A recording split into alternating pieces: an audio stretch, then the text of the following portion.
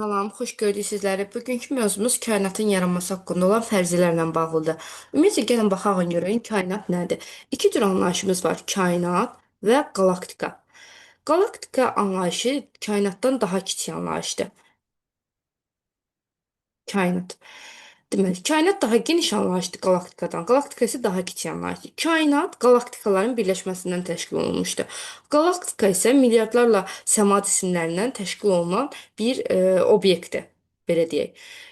Bizim yaşadığımız qalaktika adlanır Süd yolu qalaktikası. Digər dərslərdə bunlar haqqında məlumat verəcəyik. Sadəcə o kainatın yaranması haqqında fərziyyələr olduğuna görə mövzumuz kainatın nə olduğunu izahat etməyə çalışıram.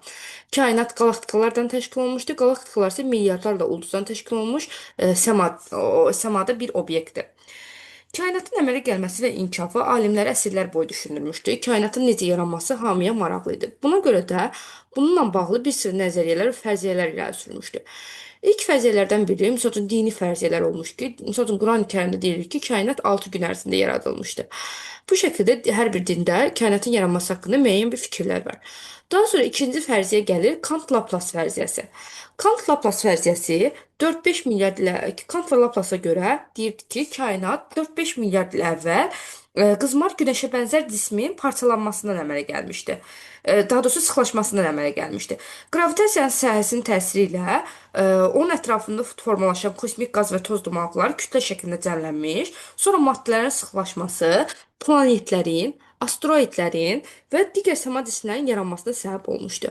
Baxın, düşünün, qızmar günəşə bənzər cisim budur. Bunun sıxlaşması nəticəsində belə bir tünd görüntü alınır. Onun ətrafında qaz və toz dumanlıqları olur. Sıxlaşır. Sıxlaşması nəticəsində hamısı bir yerdə deyirik burada.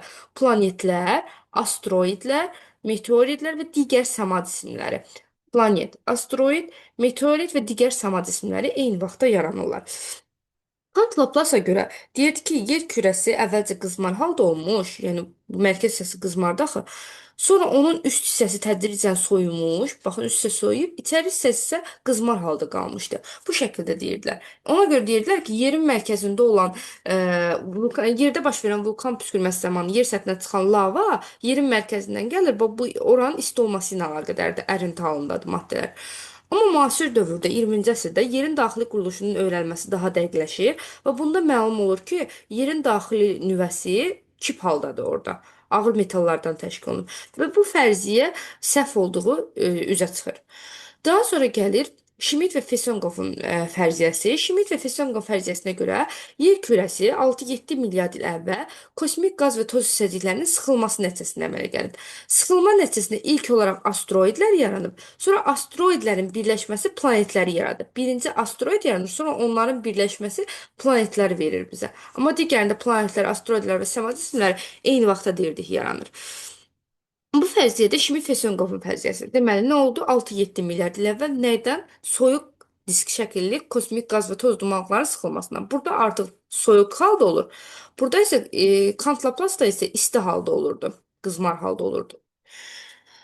Daha sonra yerin yaranması, kainatın yaranması haqqında başqa fərziyyələrdən biri də Big Bang nəzəriyyəsidir. Big Bang nəzəriyyəsinə görə yer kürəsi 13,8 milyard il əvvəl böyük bir partlayış nəticəsində əmələ gəlir. Bu partlayış Big Bang partlayışı adlanır.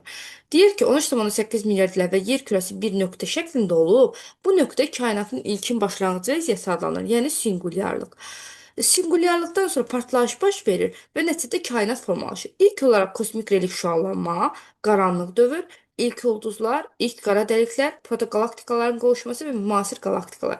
Bunun ardıcıllığını əzbər bilməlisiniz. Testlərdə ardıcıllıq istəyir. Belə bir deyim ki, bunu bu şəkildə əlaqələndirib beyninizdə yadda saxlaya bilərsiniz. Partlayış olur, şüalanma olur. Partlayış nəticəsində işıq saçılır. Sonra gözümüz işıqdan tutulur, qaranlıq dövr olur. Sonra yenidən qaranlıq yavaş-yavaş açılır, ilk ulduzları görürük. Sonra yenidən qara dəliklər. Yəni bir işıq, bir qaranlıq.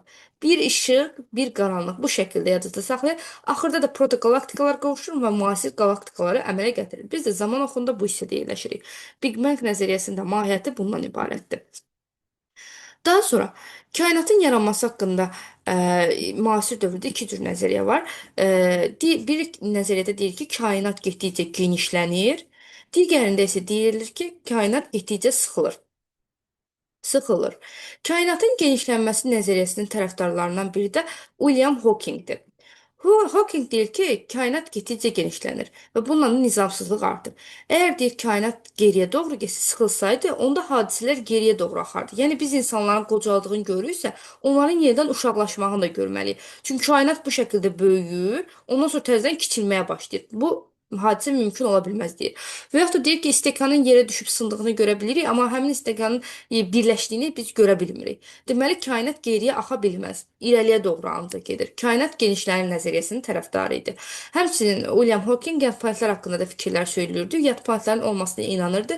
O deyirdi ki, kainatda əgər bu qədər qalaktikalar varsa, bizə məlum olmayan o qədər galaktika var və orada da insanlar yaşaya, canlılar yaşaya bilər və həmin canlıları da biz yad planetlər adlandırırıq.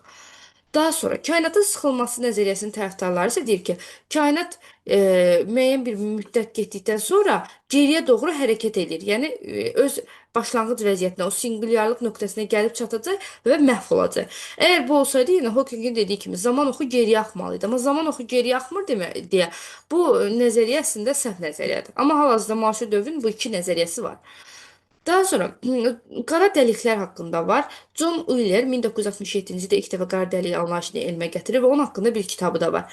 Qara dəlik kainatın güclü qravitasiya sahəsinə, gücünə malik olan hissəsidir.